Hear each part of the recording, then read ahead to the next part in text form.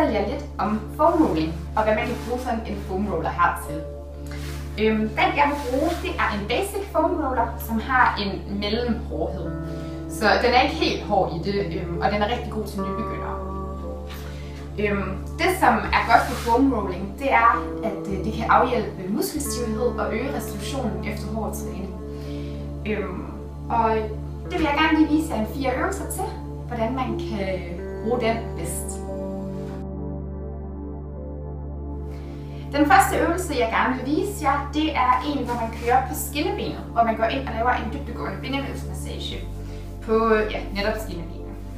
Og det I skal gøre, det er, tager jeres foam roller og sætter den forholdsvis langt tilbage.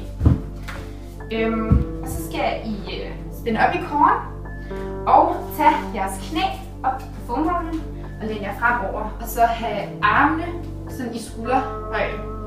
Spænd op i kåren igen, meget vigtigt. Så skal vi tage nogle dybe vejrtrækninger, og så køre frem og tilbage cirka 5 gange.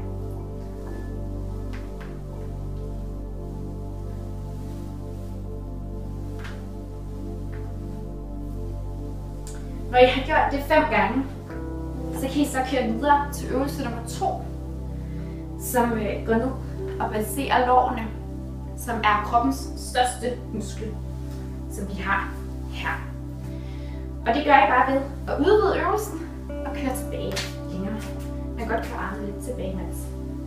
Og meget vigtigt at spænde op i kåren her også. Og så kan man køre videre til knæene igen og køre ned på lårene. Og det kan I gøre cirka 5 gange, eller hvor meget I lige mener I har brug for.